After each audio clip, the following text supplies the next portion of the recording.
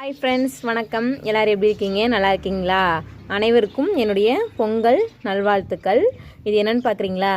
மஞ்சள் கிழங்கு தாங்க. மஞ்சள் கொத்து நல்லா விற்றது, சூப்பராக இருந்துச்சு. நல்லா ஒரு கொத்தில் நல்லா நிறைய இருந்துச்சு. சரி, வீட்டு யூஸ்க்கு ஆகுமே அப்படின்றதுனால ஒரு 5-6 கொத்து வாங்கிட்டு வந்து வச்சுட்டு கழுவி நல்லா தனியாக பிச்சு கழுவி நல்லா வெயிலில் காய போட்டால் மஞ்சத்தூள் அரைச்சிக்கலாம் அப்படின்றனால கழுவிட்டு காய போட்டிருக்கிறேன்.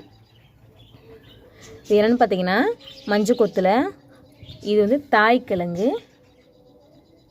இந்த கிழங்கு இருக்கு இல்லைங்களா, இது வந்து நட்டு வைக்கிற கிழங்கு. இதுலேருந்து ஃபஸ்ட்டு முளைக்கிற கிழங்கு தான் இதுதான் தாய்க்கிழங்கு. இந்த கிழங்கு தான் முகத்தில் பூசுகிற கிழங்கு. இது வந்துட்டு பார்த்தீங்கன்னா விரலி மஞ்சள் சமைக்கிறது. இது மூஞ்சில் பூசுகிற மஞ்சள் தான். இங்கே பாருங்கள், அது எப்படி இருக்குன்னு காமிக்கிறேன். தாய்க்கிழங்கு ஃபஸ்ட்டு முளைக்குது இல்லைங்களா, அந்த கிழங்கு தான் இதுக்குள்ளே இருக்குது. இன்னும் இந்த இதெல்லாம் எடுத்துகிட்டு உள்ளே எடுக்கணும். எடுத்திங்கன்னா இந்த மாதிரி இருக்கும். நல்லா காய வச்சுட்டு இலச்சி பூசினோம்னா நல்லா பிடிக்கும். மஞ்சள் செம்ம வாசனையாக இருக்குது பாருங்கள்.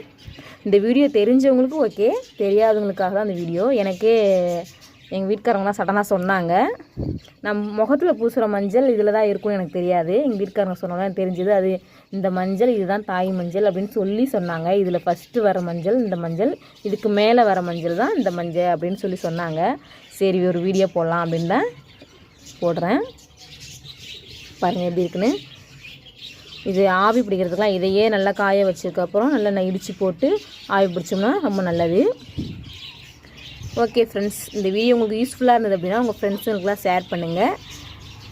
பிடிச்சிருந்தா லைக் பண்ணுங்கள். நன்றி.